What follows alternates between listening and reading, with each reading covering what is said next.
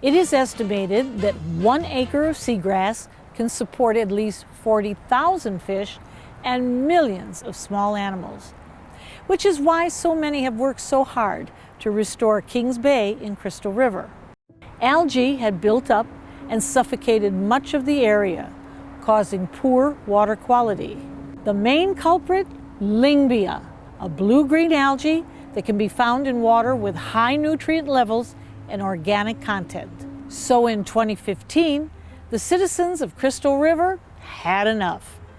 They formed a nonprofit called Save Crystal River and took jars of this algae straight to the Florida legislature, asking for money to get it cleaned up.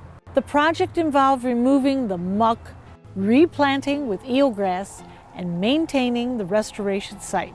The Florida legislature agreed that the Lingbia-filled springs were an issue and allotted money to the restoration efforts. Since then, Sea and Shoreline, an aquatic restoration firm, has been working to remove the mess. In the beginning, some were saying it was impossible. But as you will see, 6 years in, a little bit of faith and a lot of hard work have made a huge difference. Take a look.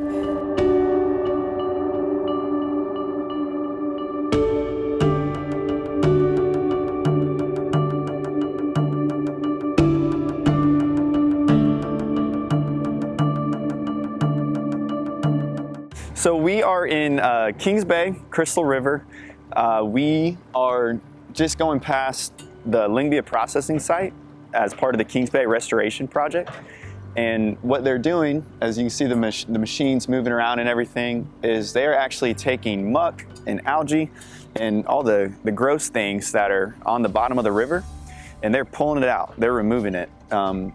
Their goal is to create a situation where the bottom is suitable for plant growth. So instead of having muck and algae and all those gross things that make the water look, kind of yucky, we're going to replace that with native plants that will make the water look clear, will provide habitat for fish, provide a food source for manatees, and really keep this entire system much more stable. Biologist Ryan Brushwood says the work that's being done has changed the course of this entire ecosystem.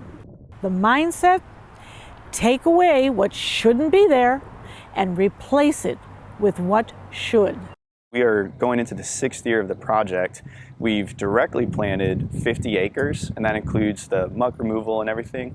But what that has correlated to is the spread of these plants out to what we estimate being 100, 200 acres. It's kind of just taken off like wildfire. It created a snowball effect that has led to plants escaping outside of the original project footprint, colonizing around the rest of the Kings Bay, and it has turned the water from an algae-dominated system back into a plant-dominated system where they have year-long forage for manatees, ducks, turtles, snails, fish, you name it, it's here now. Seagrass and submerged plants are so important to water bodies because they provide primary forage for food. They sequester nutrients, they build up and store carbon, they oxygenate the water system, and then they stabilize the seabed. They are critically important to a healthy estuary. Hundreds of manatees migrate to Kings Bay and Crystal River each Florida winter, which makes the location one of the largest seasonal refuges for manatees on the state's Gulf Coast. This can make the area a tough spot to give the newly planted plants enough time to survive before being eaten. Here in Crystal River, you have one of the highest manatee populations in the wintertime. They use it for warmth, for thermal refuge during the winter. And they love to eat seagrass, along with many other things. Love to eat eelgrass here, really any kind of submerged aquatic plant. And it can be a challenge in the project. So one of the ways we have overcome that is by protecting it temporarily with cages. We use pre-rooted plants that are going to establish quickly and do their thing, go down there, shoot out their roots, shoot out their rhizomes, and start growing. And we check on them each month too and give them whatever they need to ensure that survival. They have come so far. This is about as restored as it gets. This is the end goal right here. This is why we do it. This is what we plant. This is eelgrass, Vallisneria americana. It's a freshwater macrophyte that serves many similar ecosystem services as seagrass. It's so clear, right? So it's hard to imagine, and I tell people this, but when we first started, you did not have this water quality. You didn't have this water clarity. There was a nasty cyanobacteria called Lingbia that had come in and kind of taken over, acting as the primary producer for this system. The only way I know how to describe it is gross. Nasty, nasty, gross stuff. And well, we may see a little that's still hanging on, but imagine instead of these eelgrass meadows, it was mats of this algae. And people didn't want to swim in it. It's actually toxic to small animals like dogs. It's just a mess. Over the years, we've had some issues. We've had saltwater intrusion, we've had hurricanes, we've had people with too much fertilizer, we've had, this area all had septic tanks that drained. That's taken care of now. So it wasn't just one issue. And so then all the detritus came down, and then it was disgusting. And my house is right around the corner. And there was a point 4 years ago, I wouldn't go sit on my back porch because it smelled so bad because of the Lingbia. And when I retired from teaching, I was like, oh, I'm going to go out. And so I was cleaning it up every day. And I said, this isn't working. Save Crystal River is a group of community people. It's a nonprofit, 501c3, but it was just local people who said, we've got to do something here. This just isn't working. This isn't our river. Actually, the president and the vice president contacted Shoreline and a few other things, and they found out what might work. And there were so many naysayers. Oh my gosh. They said, this isn't going to work, you're crazy. And it's working. And everybody's excited. Everybody. The county, the city. We even had one, we had a few teachers who were like, that's not going to work. And now this is working. This is awesome. It's awesome. It's proven. By eliminating the factors we could control, right? And planting these native plants, removing this muck off the bottom, we gave this system a spark that it needed to recover. And I absolutely think that that model can be replicated all throughout the state. We started a very similar project last year in the Homosassa River, which is another spring-fed system here in Citrus County. It's about 15 minutes down the road.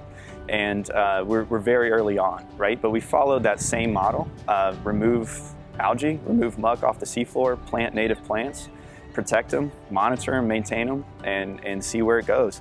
Biologists hope that the success that they've had here can help with the serious issues we are seeing in the Indian River Lagoon. I know that the Indian River Lagoon, people talk about, there's all kinds of projects looking at addressing nutrient loading and muck removal and things like this, as well as planting. There's definitely work going on, not only here, but all throughout the state to fix our water bodies and fix these places that we call home. When I look back on where we started and kind of where we're at now, it's a huge sense of pride. And I'll be honest, at the very beginning, I think like a lot of people, I was a little nervous. There was a lot of sleepless nights. There was a lot of naysayers at first, and rightfully so. I mean, this is a project that, really hasn't been seen before, hasn't been done before. And just kind of seeing where we're at now and seeing these grass beds form and seeing the fish come back and seeing the crabs and the invertebrates and seeing the manatees stay here year round, it's just exciting for me. They say around here, when it comes to manatees, you either love them or you really love them, right? And they're, a huge part of the community in Crystal River. In the past, when they would come up here, they would come up for the warmth, but they would have to wait for warmer days to go back out and feed out into the Gulf. There was no food source for them here. And there's people that talk about them trying to eat mangroves and trying to eat sawgrass and trying to just eat whatever they could. Well, now they can come in the wintertime, they can stay warm, and there's a food source for them, so they don't have to leave and risk going back in the cold and risk hypothermia. Seagrass or submerged aquatic vegetation that we're planting here is such a keystone species, and it's so important in just keeping these systems healthy and helping them to provide the ecosystem services that they need to provide. Also important to note, during manatee season, biologists work closely with state agencies to map out areas they can successfully work without disturbing the annual migration patterns of the manatee. Coming up next on Animal Outtakes, we take some of the seagrass to some hungry manatees at Homosassa State Park. See how Sea and Shoreline are doing their part in helping rehabilitate some of these mammals. That's next. Animal Outtakes is produced by Dante's Den Foundation, a nonprofit group dedicated to creating the best life for dogs. If you would like to learn more about Dante's Den, donate, or volunteer, visit our website, dantesden.org. Welcome back. Just like trees, seagrass can shed its leaves. And according to biologists with Sea and Shoreline, that means it could lose and regrow up to 80% of its biomass each year. So instead of letting it go to waste, the company is collecting it and taking it to the Ellie Schiller Homosassa Springs Wildlife State Park. So we actually have 3 manatees here today in care, and we want to make sure that we can provide natural food for them. Rather than lettuce from the store, we're providing seagrass, which is actually American eelgrass shed from one of our largest projects up in Crystal River. So in the wintertime, we lose about 80% of its biomass, and we're able to collect that and bring it down here for the manatees to eat. But usually when they come out, they're pushing a wake, they're coming so fast. And these manatees, you know, they're 800 pounds and of pure muscle. It doesn't look like it, but they are. We do aerial surveys. We find the cleanest grass sheds throughout Crystal River and collect that. It's loaded onto a barge where we actually sort through it. It takes a couple people and a couple hours to sort through and make sure there's nothing that would be harmful. And we then deliver it to the manatees for them to eat. So nice, clean, natural grass for them. So we think that this is important to shed light on some of the issues about the manatees having such a catastrophic loss. It's been covered a lot on the news, but we want to show that there is a lot of hope from some of these restoration projects that are happening throughout the state. We want to show that there's hope through these restoration projects to restore their natural habitat. They eat roughly about 100 pounds of food per manatee per day, and we deliver between 700 and 1,000 pounds of grass each week. And that does last all week, so they get fed, 80 to 120 pounds of grass per day, and that is in conjunction with lettuce. But the delivery of this grass has cut their budget for ordering lettuce quite substantially, so this helps. It's definitely a passion project. Not everybody is quite as lucky as we are to have a job that is so fulfilling. And just being able to get outside and seeing the world around you, being involved in your community and seeing the effects that we as people have. There's negative effects, there's positive effects, and just being able to be a part of that positive impact around you and in the environment. Not everybody gets to grow up and do this, but there's always volunteer opportunities. There are plenty of opportunities to impact your community and the environment around you in positive ways. For more information about the work Sea and Shoreline does, you can go to their website at seaandshoreline.com.